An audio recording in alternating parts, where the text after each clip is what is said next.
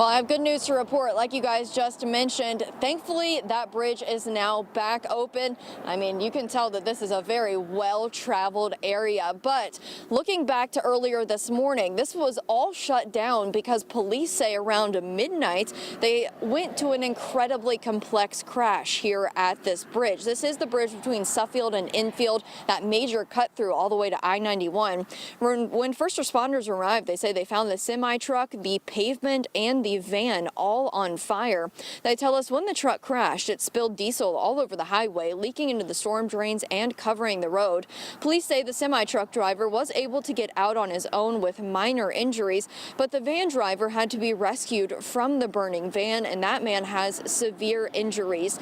Now, there are no update on their conditions at this time, but Suffield police say once the fire was out, the reconstruction team was able to start and end their investigation. This is when the efforts switched to a long and very complicated cleanup.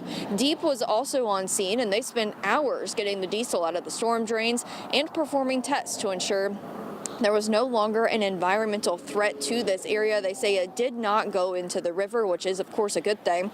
The Department of Transportation was the final piece of cleanup. Due to the extensive damage of the crash, they investigated the area to check for any damage on the highway, and they say they did not end up finding any major damage to the pavement itself, which is a great thing. That would have taken even longer for them to get the road open. That road was closed again for about 9 hours almost as they were trying to get everything cleaned up and reopened.